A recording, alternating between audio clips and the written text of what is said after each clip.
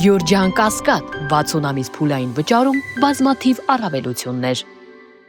Հիմա էլի պետական պարտքի այդ թեման։ Մեր ընդդիմության հարգելի գործընկերներ տենց է չհասկացան, թե պետական կամ ներողություն եմ խնդրում, տենց էլ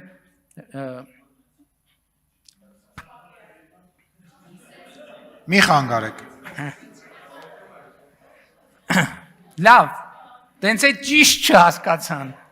թե պետական բյուջեն հիմա մեր կանոնակարգով եմ առաջնորդում, էլի փորձում եմ վարչական վարույթի տակ չընկնեմ կուսակցության ներս։ Դրա համար էլ այդ 20 թվի այդ պատմությունը հիմնադրամի միջև էլ գլխի չեն ընկնում։ Պետական բյուջեն մի հատ տակառ է, որի մեջ լցնում ենք ջուր։ Մի հատ կանաչ դույլով ենք լցնում, մի հատ կարմիր դույլով, մի հատ դեղին դույլով, մի հատ շագանակագույն դույլով։ Հետո ծորակով ներքևից բացում ենք այդ ջուրը գալիս է։ Երբ որ այդ ջուրը գալիս է, մենք չենք կարող ասենք այս բաժակի մեջ դեղին դույլի ջուրը լցվեց, կանաչ, կարմիր, թե կա, որովհետև պետական բյուջեն մի հատ ընդհանուր հասկացություն է։ Այսինքն դու որ փողը ծախսում ես, իհարկե կան նաև նպատակային բաներ, վարկային ծրագրեր, որ ծախսում ես միայն կոնկրետ նպատակի համար, բայց ընդհանուր առմամբ պետական բյուջեն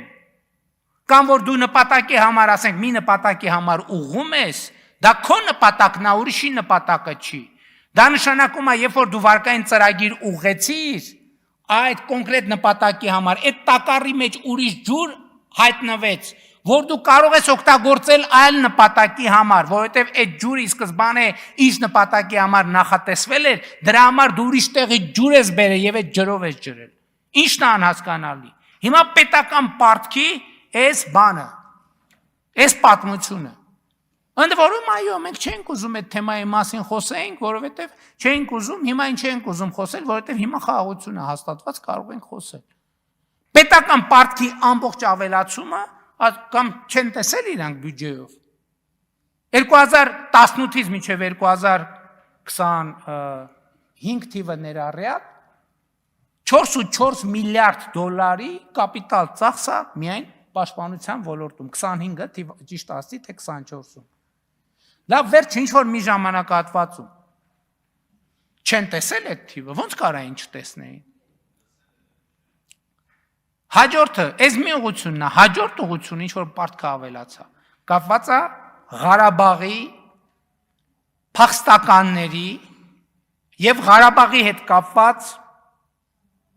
չնախատեսված ֆունկցիաների ծախսի համար։ Ուրիշ պատմություն սրա տակ չկա և պարզապես գոյություն չունի։ Չեմ ասում, իհարկե նախկինում եղել են վարկային պայմանագրեր և այլն, այսինքն ինչ-որ բնականորեն պետք է նախատեսված լինի։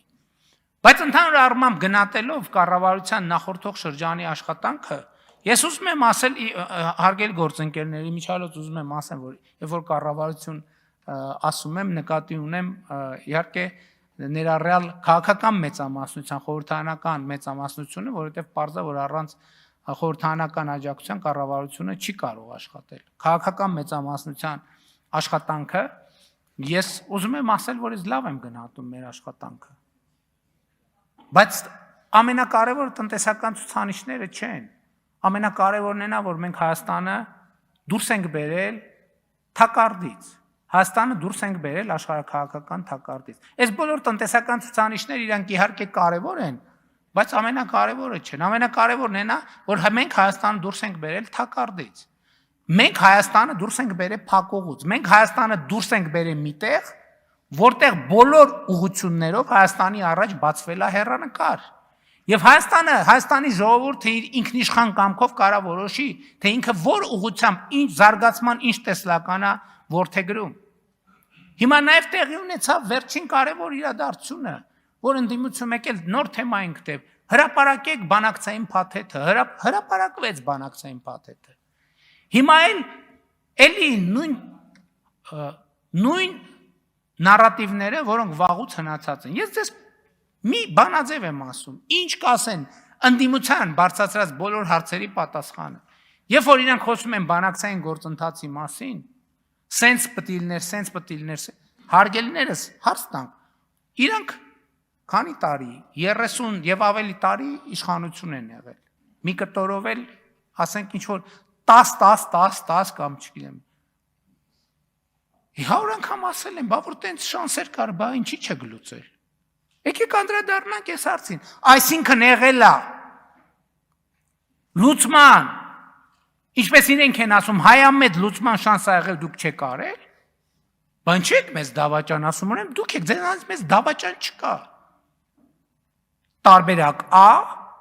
եւ B տարբերակ, այդ ամենը ընդամենը աչքակապոցի է։